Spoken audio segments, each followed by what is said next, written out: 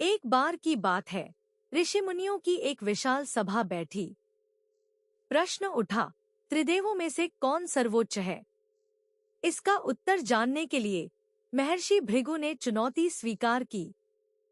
गंभीर मुद्रा में महर्षि भृगु ने घोषणा की कि वे स्वयं ब्रह्मा, विष्णु और महेश की परीक्षा लेंगे। उनके इस संकल्प ने सभी उपस्थित ऋषियों को विस्मय में डाल दिया। सर्वप्रथम वे ब्रह्मा के पास पहुंचे, पर जानबूझकर उन्हें अभिवादन नहीं किया। ब्रह्मा क्रोधित हुए, पर पुत्र भृगु पर उनका स्नेह भारी पड़ा और वे शांत हो गए। फिर वे कैलाश पहुंचे।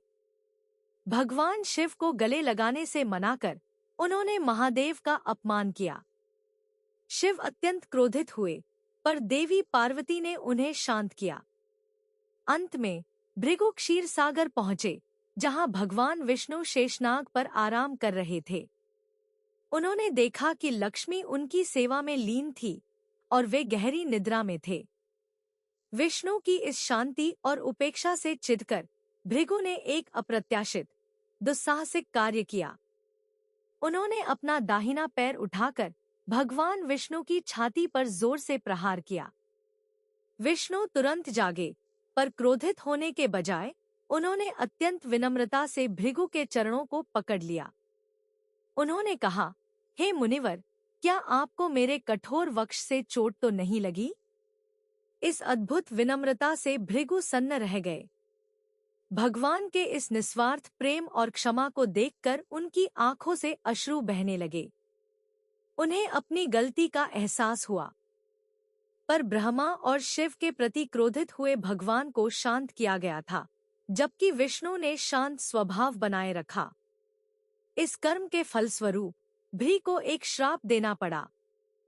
भृगु बोले, हे विष्णु, क्योंकि आपने मेरे दुस्साहस को सहन किया, आप पृथ्वी पर अनेकों बार जन्म लेंगे।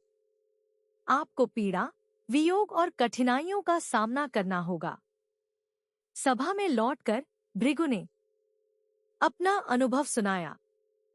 सभी ऋषि मुनियों ने एकमत होकर घोषणा की कि भगवान विष्णु ही सर्वोच्च हैं, क्योंकि केवल वही क्रोध रहित, सहिष्णु और परोपकारी हैं।